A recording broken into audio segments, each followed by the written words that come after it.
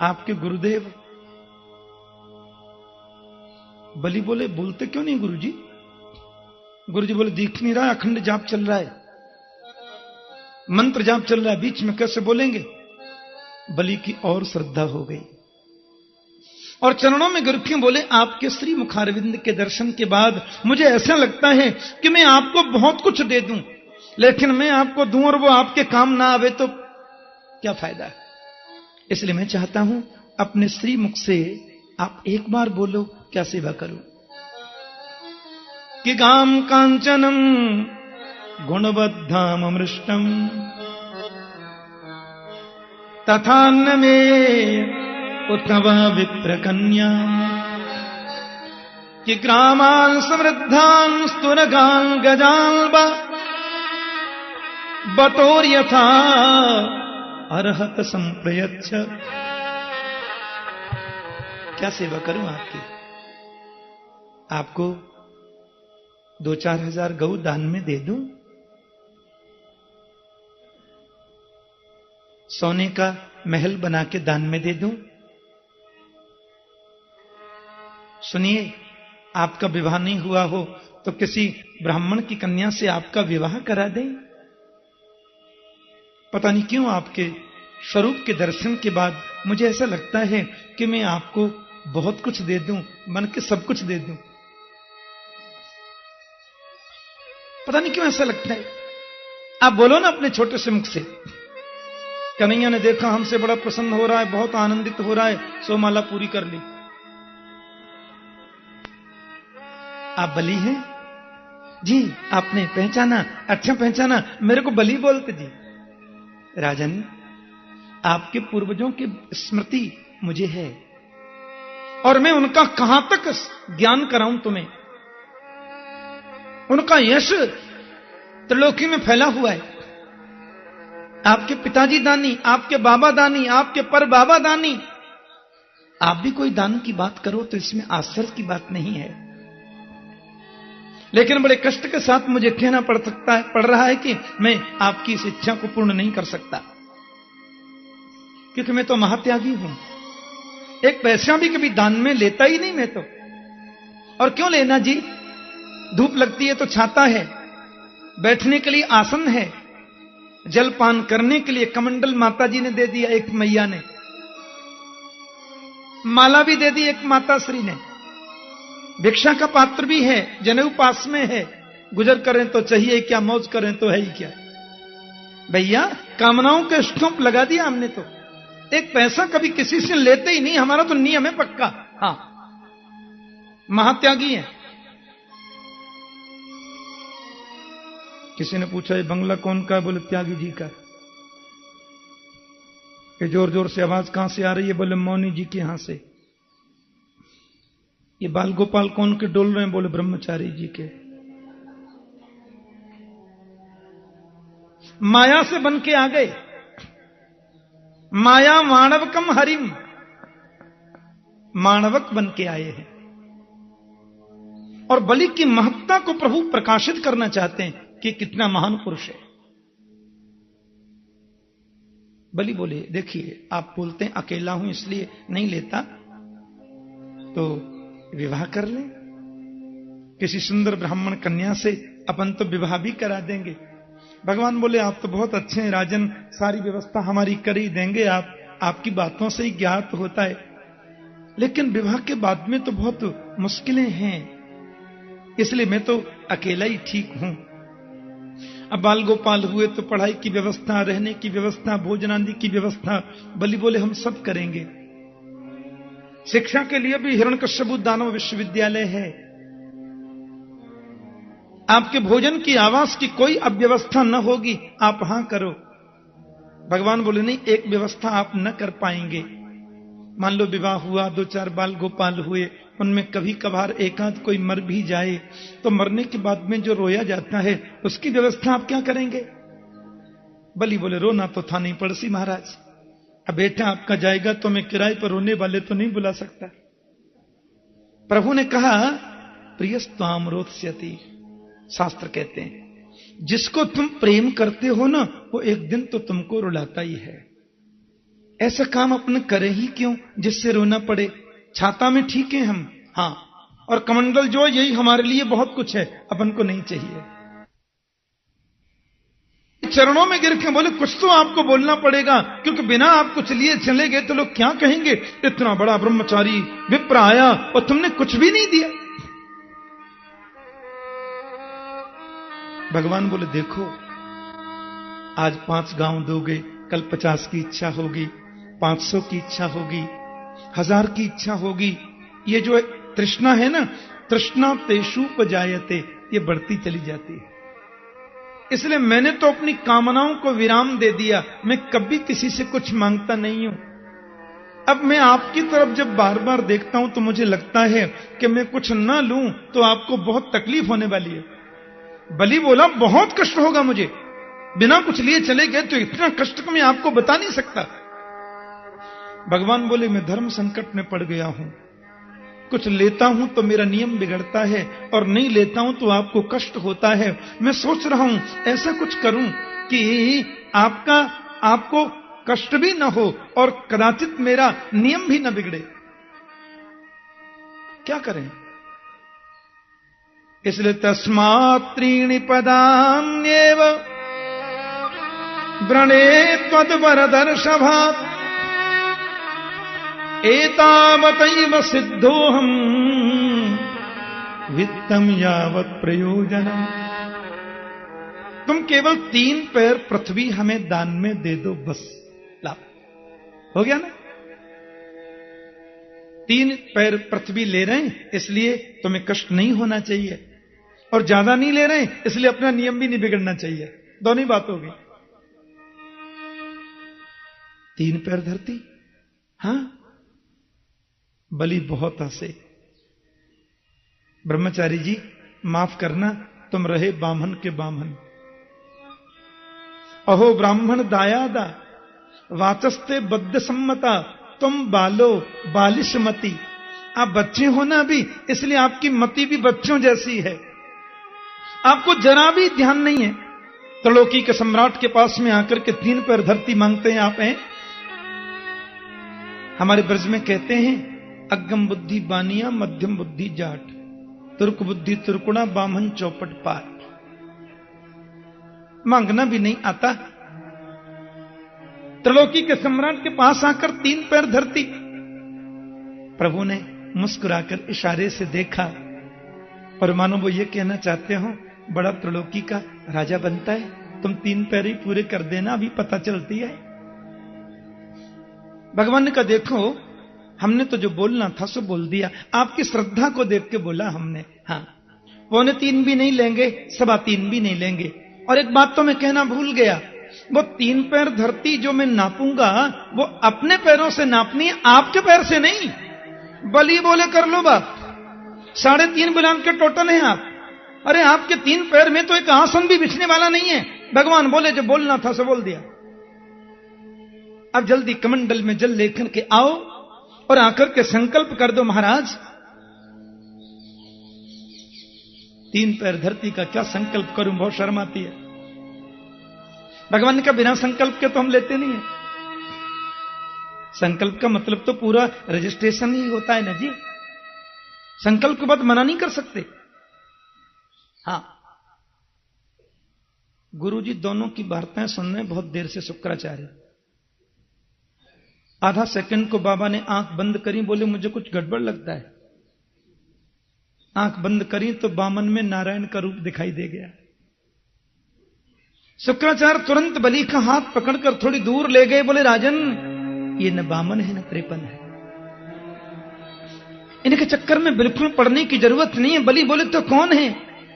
बोले ये सबई रोचने साक्षात भगवान विष्णुरव्यय कश्यपादितेर्जातो देवानाम कार्य साधक। देवताओं के कार्य को सिद्ध करने के लिए परात्पर नारायण विष्णु ही तुम्हारे घर बामन बनकर के आए हैं, और मुझे बिल्कुल दर्पण में दिखाई दे रहा है। तुमने 3 पैर धरती देने का संकल्प इनको कर दिया राजन, तो ये 2 पैरों में त्रिलोकी को नाप लेंगे और 3रा पैर देने को तेरे पास कुछ नहीं बचेगा। ये तो बहुत अच्छा हुआ, संकल्प नहीं हुआ। मना कर दो, बिल्कुल दो टूक मना। बोले मैंने देने लेने की कोई बात नहीं करी, पधारो फिर कभी आना। बड़ी बोले झूठ बोल जाऊं मैं? आप मेरे कुलगुरु हैं, आप मेरे कुल के आचार्य हैं, और आप कहते हैं कि मैं इनसे राम राम असत्य बोल जाऊं कि मैंने कोई बात देने लेने की नहीं करी। ये क्या कह रहे हैं आप गुरुजी? असत्य यानी कि झूठ? नहीं नहीं, शुक्राचार्य बोले यही तो तुम समझते नहीं हो राजन, बड़े ध्यान से सुनने की बात है। बोले 8 जगह ऐसी होती हैं राजन, जरूरत पड़ने पर परिस्थिति को ध्यान में रखते हुए एक बार यदि इन 8 जगहों में झूठ बोलना पड़े उसका दोष नहीं होता, पर यह छूट एक बार की है।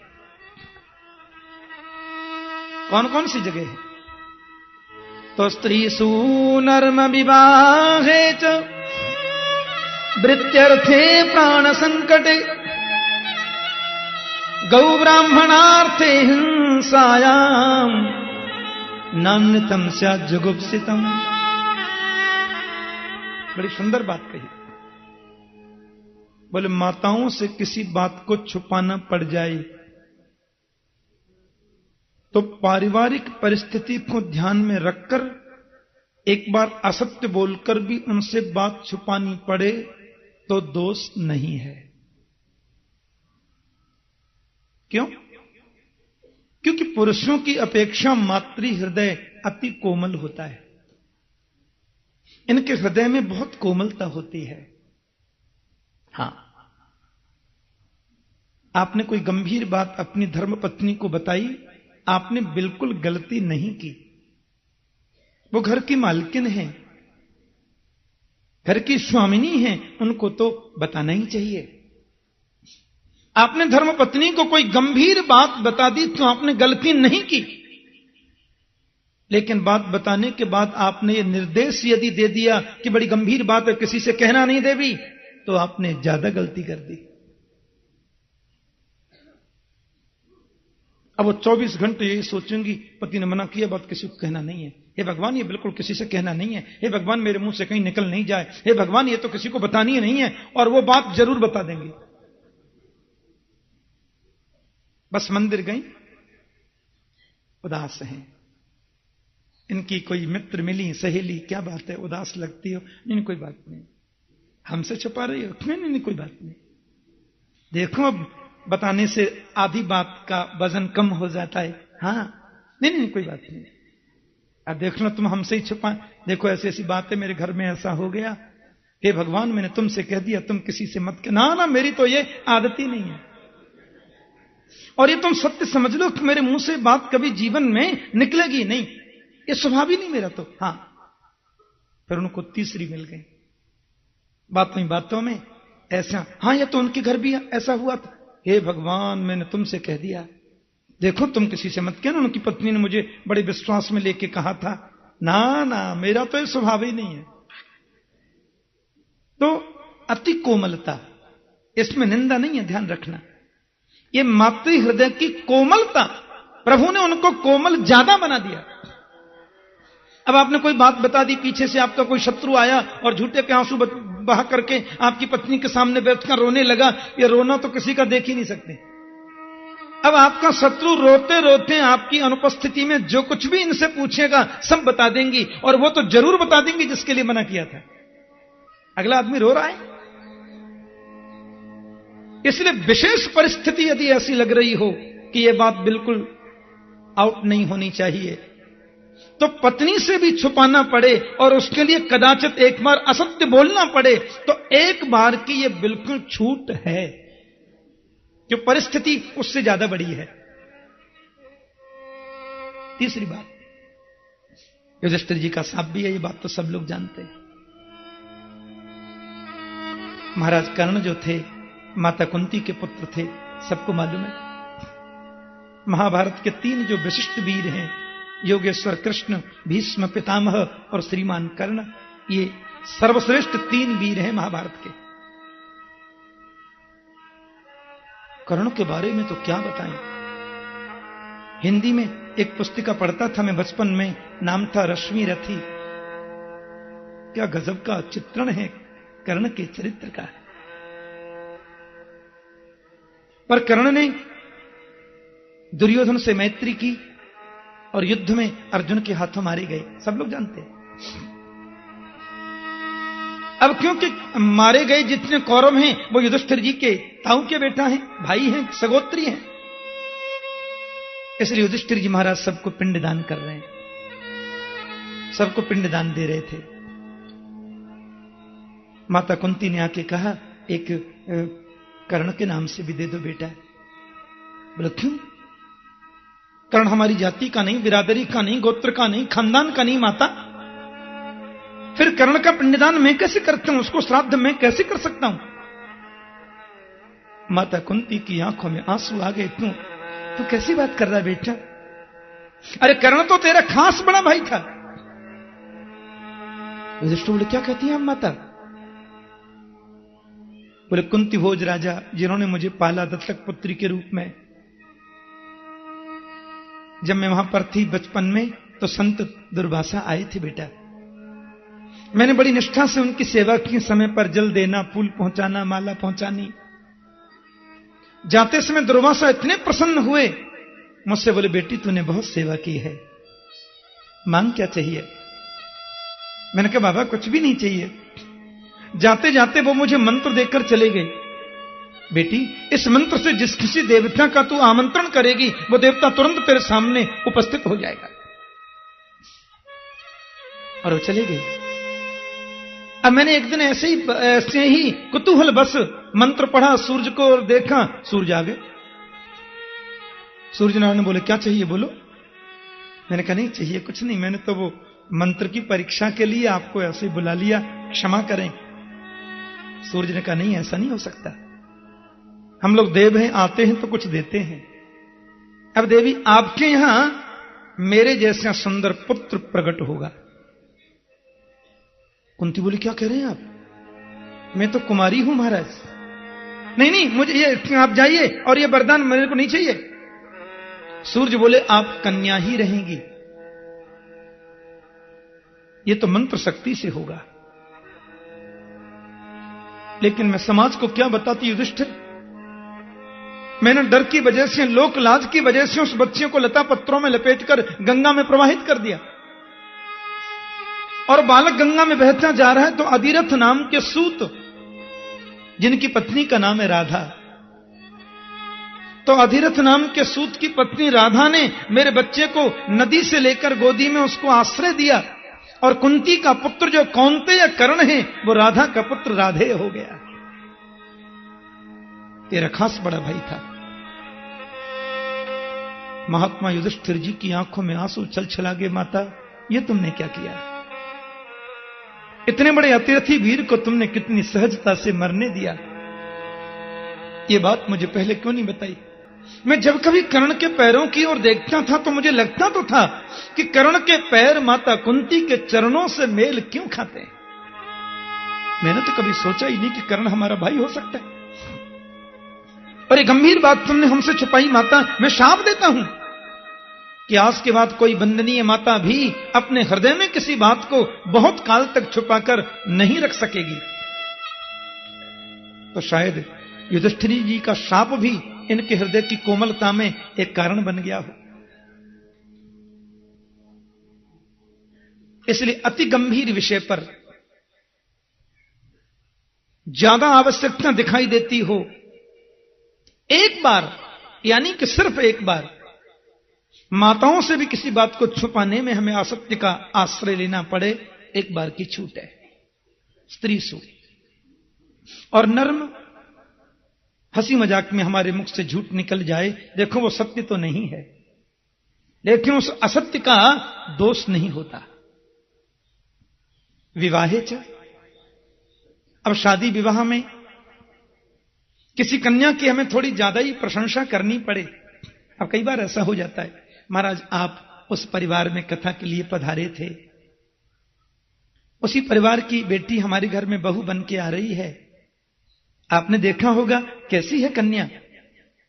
अब भले ही मैंने उसको देखा नहीं है, तो अभी एक बार तो मुझे जरूर कहना चाहिए, बहुत सुशीला है, बहुत अच्छी है, बहुत शिक्षित है।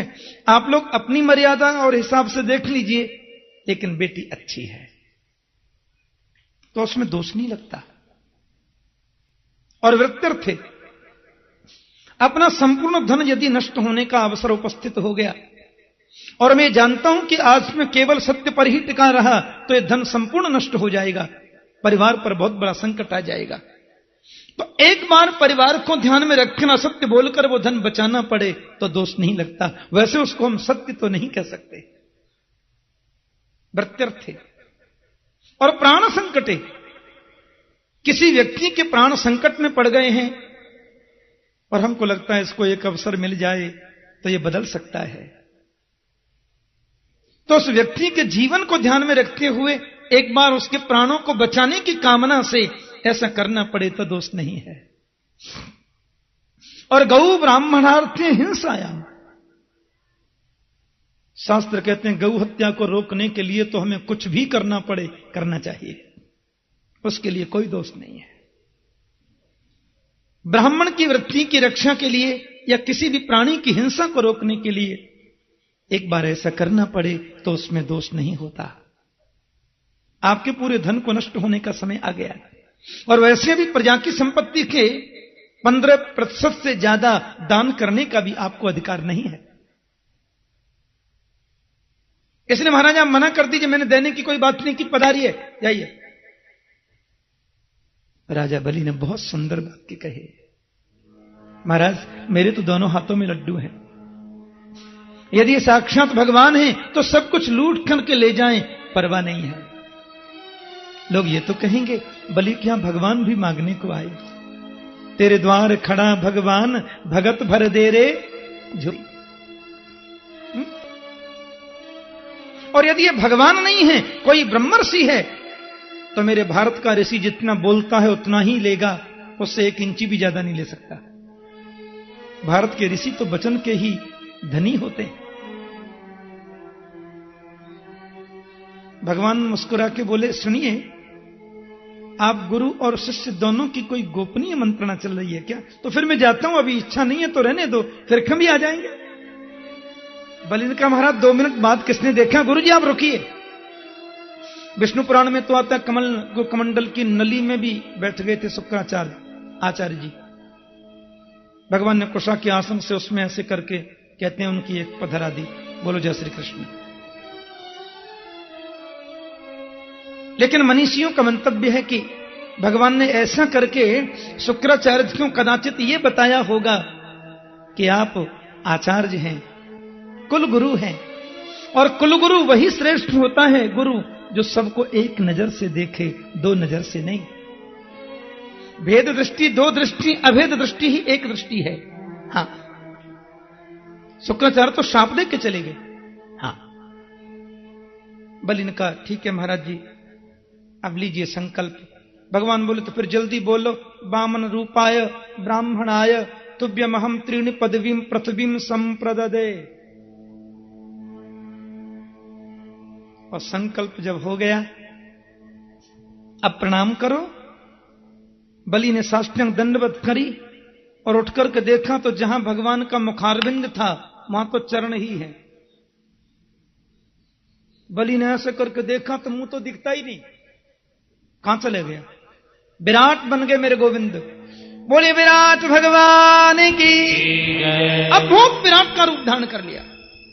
एक चरण को नीचे स्थापित किया, दूसरा चरण इतना लंबा कि त्रिलोकी तो बीच में ही आ गई। और भगवान का द्वितीय चरण जब ब्रह्मलोक में गया तो ब्रह्मा जी ने उनके चरण को धोकर जल कमंडल में रख लिया। वही तो गंगा माता है महाराज। पूरा ब्रह्मांड प्रभु के शरीर में आ गया। दैत्य लोग तो मारने दौड़े, बड़ा धोखा किया है ये विष्णु ने आकर के। लेकिन बलि ने कहा कोई कुछ नहीं कहेगा, ये मेरे प्रभु हैं और मैंने संकल्प दिया है, जैसा इनको रुचिकर लगे करने दो। त्रिलोकी को नापने के बाद में भगवान बलि के सामने खड़े हो गए। बोले आपने 3 पैर धरती देने का बाकायदा संकल्प किया था, और जो संकल्प करके पूर्ण नहीं करता वो नरकगामी हो सकता है। गरुड़ जी ने आकर के पास में बांध करके डाल दिया, पड़े रहो, बताओ तीसरा चरण कहां रखें। आजकल का भक्त होता तो सीधा ही बोल देता, महाराज संकल्प लेते समय तो आप 3 बिलांत के थे, नापने के लिए लंबे हो गए तो मैंने ठेका ले रखा सब बात का, छोटे होके नाप लो, मैं मना कब करता जी। पर ऐसी बुद्धिमानी का परिचय नहीं देना ही सबसे बड़ी बुद्धिमानी है, कम से कम भगवान के सामने। राजा बलि के मन में जरा भी क्षोभ नहीं है, चेहरे पर जरा भी टेंशन नहीं है, जरा भी चिंता का भाव नहीं है। हाथ जोड़कर बैठ गए, भगवान ने कहा बताओ तीसरा कहां रखें। बलि ने कितना सुंदर जवाब दिया। आपने कहा तो प्रभु नरक वरक में जाने का तो मुझे डर नहीं लगता है, मैं तो डरता हूं तो सिर्फ एक बात से कि किसी ब्रह्मर्षि को दिया गया मेरा वचन झूठा न हो जाए। यद्युत्तम श्लोक भवान् मेरितम बचो व्यलीकम सुरवर्य मन्यते कि करोमृतम तन्न भवेत् प्रणम्भनम पदम तृतीयम कुरु शीर्ष्णि मे निजम। आप तीसरे चरण को मेरे सिर पर रख दीजिए, क्योंकि बताइए धन बड़ा होता है कि धन का मालिक? बोले मालिक तो धन से 100 गुना बड़ा होता है। तो अभी तक आपने मेरे धन को ही तो नापा है केशव, मालिक तो बाकी है। पदम तृतीयम कुरु शीर्ष्णि मे निजम। बलि का इतना कहना था, मेरे गोविंद के नेत्रों से आंसुओं के पनारे निकल पड़े। अरे बलि, आया था तुमको छलने के लिए, पर तेरी श्रद्धा ने तो मुझको छल लिया। आया था तुम्हें लूटने के लिए, पर तेरे प्यार ने मुझे लूट लिया। तीसरा चरण प्रभु ने बलि के सिर पर रखा, लेकिन बलि की पत्नी तो बलि से भी 4 हाथ आगे। भगवान से मुस्कुरा के बोली कि क्रीडार्थमात्मन इदं त्रिजगत कृतं ते साम्यं तु तत्र कुधियो परईश कुर्जु। ये पूरा विश्व प्रपंच आपकी क्रीड़ा है। ये मनुष्य की बहुत बड़ी गलती है कि अपने आप को इसका मालिक बोलता है। साम्यम तु तत्र कुधियो परईश कुर्जु। मेरे पति को आपने त्रिलोकी का राज्य दिया, ये बड़ी कृपा थी, और आज लूट लिया, ये तो डबल कृपा है। आपकी संपत्ति आपके पास, इसमें किसी का क्या। कहते हैं आकाश से प्रहलाद जी उतर के आए। प्रहलाद बलि के खास बाबा है। दादाजी को देखा तो बलि तो प्रणाम भी नहीं कर सकता, क्यों बंधा पड़ा बेचारा। नहीं, प्रहलाद जी को दंडवत करते कितने दिन बाद आज आए हैं बाबा ऊपर से। भगवान के चरणों में प्रहलाद ने प्रणाम किया और एक और सुंदर बात कह दी। त्वयैव दत्तम पदमेन्द्र मूर्जितम हृतम तदेवाद्य तथैव सोवनम। त्रिलोकी का साम्राज्य मेरे पौत्र को आपने प्रदान किया, ये कृपा है। और हृतम तदेवाद्य तथैव शोभनम, आज आपने वो सब ले लिया, ये तो और ज्यादा आनंद की बात है? और सुंदर बात है। आप दें वो कृपा, लें वो डबल कृपा। ब्रह्मा जी के सामने प्रभु ने प्रहलाद से कहा, तुम्हारा पौत्र तो तुमसे भी आगे निकला। ब्रह्मा बोले बंधा पड़ा है बेचारा, इसको खोल तो दीजिए प्रभु। प्रभु ने अपनी महिमा बताई, अपने स्वभाव को बताया, और प्रहलाद से बोले वत्स प्रहलाद भद्रम ते प्रियाही सुतलालयम। प्रहलाद, आज से मैंने सुतल लोक का राज्य तुम्हारे पौत्र बलि को दिया, तुम वहां जाओ। कैसा है सुतल? बोले सुतलम स्वर्ग भी प्रार्थ्यम, स्वर्गवासियों के लिए भी वंदनीय जो सुतल लोक है, उसका राज्य मैंने बलि को दिया। अब ये तो मैंने अपनी तरफ से दिया है, त्रिलोकी भगवान ने स्वर्ग में देवताओं को दे दी। फिर बोले बलि की जो इच्छा हो सो बलि महाराज मांग सकते हैं।